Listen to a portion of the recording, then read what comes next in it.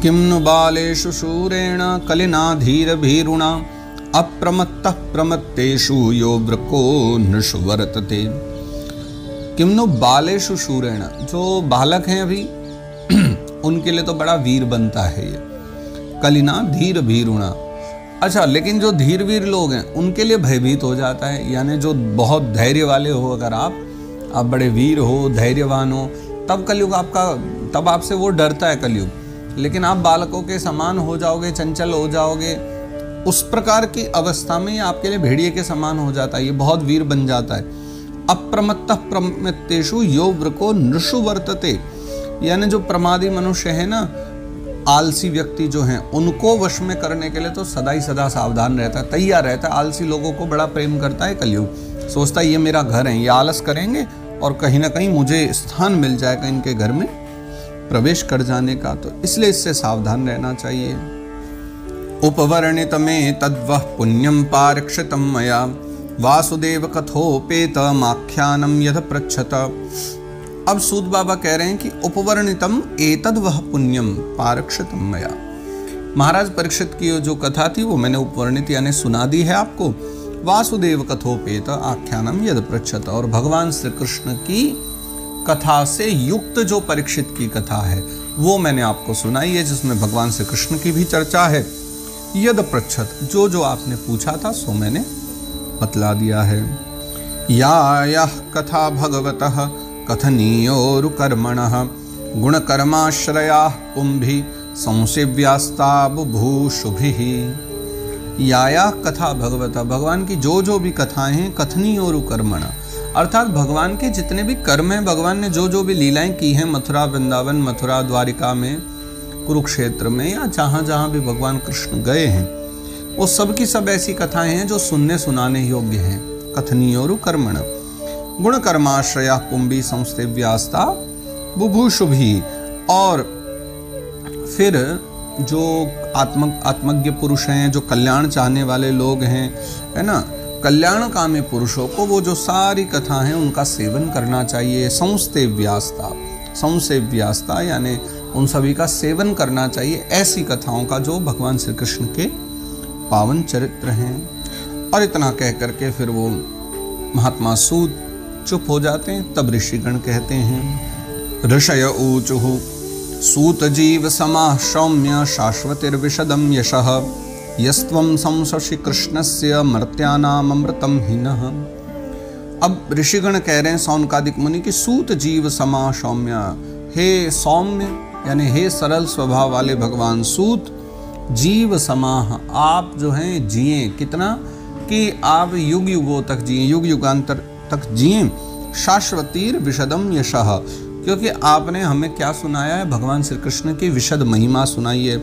यस्त्वं संशसि कृष्णस्य मर्त्यानाम अमृतम हिना, हम जैसे मरने वाले लोगों के लिए, जो मरने वाले हैं, अच्छा ये बात हम लोग कहें तो समझ भी आए, इन बातों को कह कौन रहे हैं, वो ऋषिगण जो युग युगांतर तक तो वैसे ही जिए जा रहे हैं, किसी की हजारों वर्षों की आयु, किसी की लाखों वर्ष की, लेकिन वो भी क्या कह रहे हैं कि हमारी ये छोटी सी आयु जो कभी भी समाप्त हो जाए, और हमें और ज़्यादा कृतार्थ करने के लिए मानो आपने हमें ये कथा सुनाई है, तो इसके लिए हम आपसे कहना चाहते हैं कि आप जुग जुग जिएँ, आप युग युग जिएँ, ताकि हमें इसी प्रकार कथा का श्रवण मिलता रहे।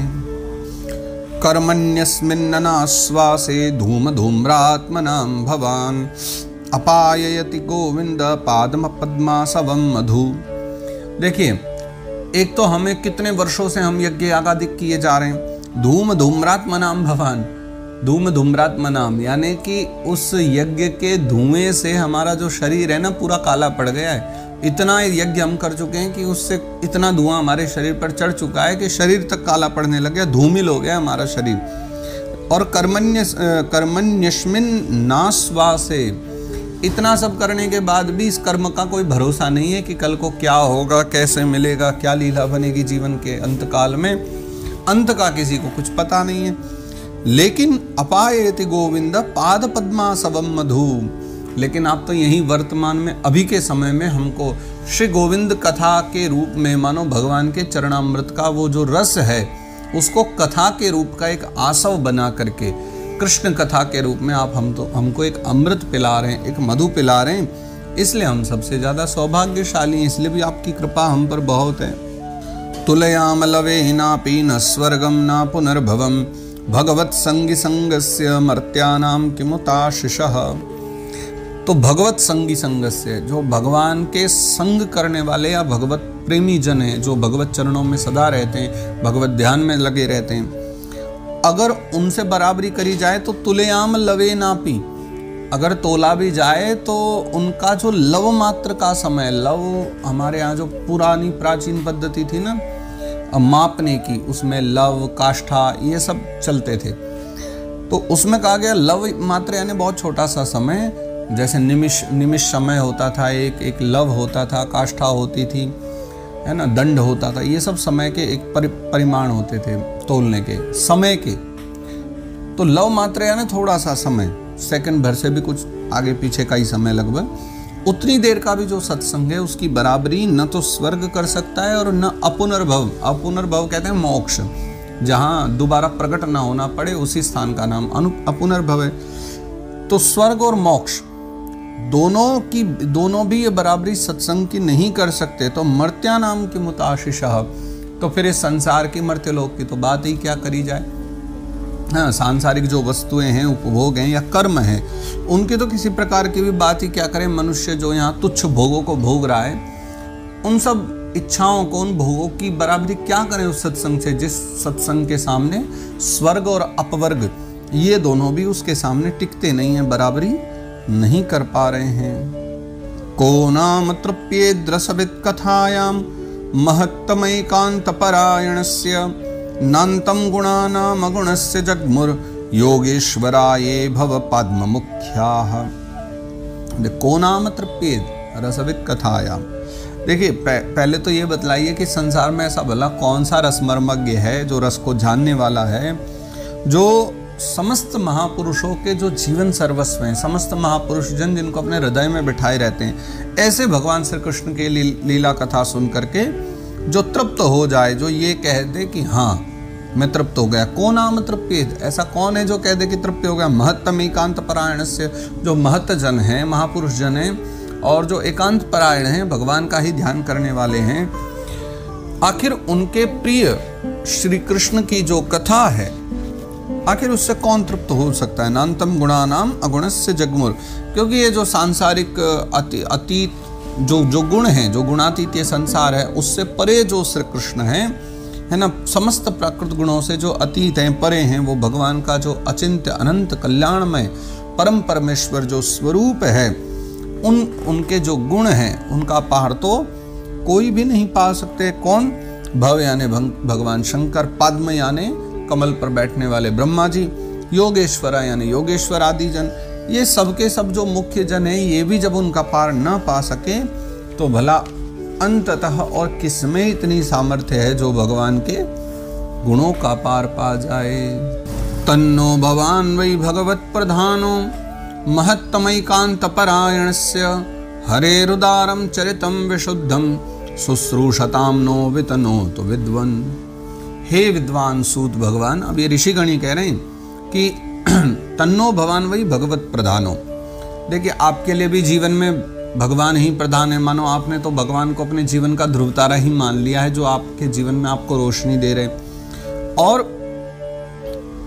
आप अब एक ही कृपा कीजिए कि महत्तम एकांत परायण से, वही महापुरुषों के जो आश्रय हैं भगवान श्री कृष्ण कन्हैया, हरेर उदारम चरितम विशुद्धम, उनके उदार चरित्र, कौन से उदार चरित्र? जो विशुद्ध उदार चरित्र हैं भगवान श्री कृष्ण के।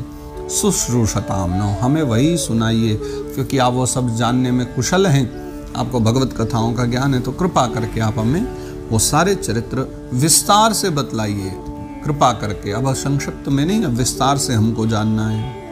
सवै महाभागवतः परीक्षिद्येनापवर्गाख्यमदब्रबुद्धिः ज्ञानेन वैयासक शब्दितेन भेजे खगेंद्र ध्वज पादमूलम।